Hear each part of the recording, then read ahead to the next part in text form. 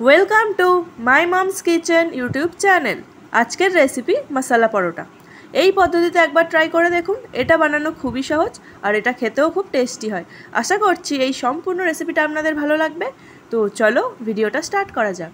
মশলা পরোটা বানানোর জন্য এখানে পরিমাণ মতো আটা নিয়ে নিয়েছি। তাতে দেবো হাফ চামচ জোয়ান, স্বাদ মতো নুন আর লাগবে তেল। দিয়ে সবগুলোকে ভালো করে মেখে ময়াম দিয়ে দেবো।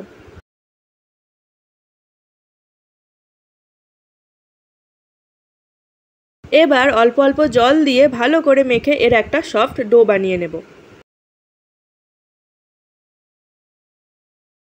এবার এটাকে 15 মিনিটের জন্য রেস্টিংয়ে রেখে দেব। এখানে পেঁয়াজগুলোকে পাতলা করে কেটে নিয়েছি আর দেব লঙ্কা কুচি, আদা গ্রেট করে দিয়ে দেব, ধনে গুঁড়ো, কাশ্মীরি লঙ্কার গুঁড়ো, গোলমরিচ, চিকেন মশলা, স্বাদ মতো নুন আর দেব সুজি। দিয়ে সবগুলোকে ভালো করে মিশিয়ে নেব।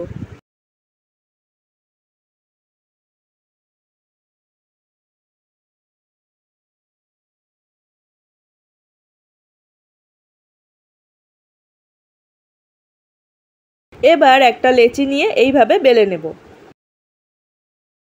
এবার এইভাবে চারিদিকে পেঁয়াজগুলোকে দিয়ে দেব। এবার এইভাবে ভাঁজ করে নেব।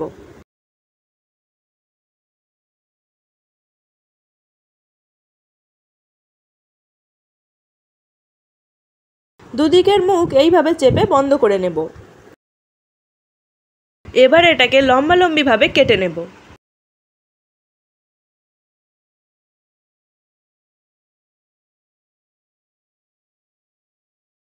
এইভাবে ঘুরিয়ে ঘুরিয়ে লেচিগুলোকে তৈরি করে নেব।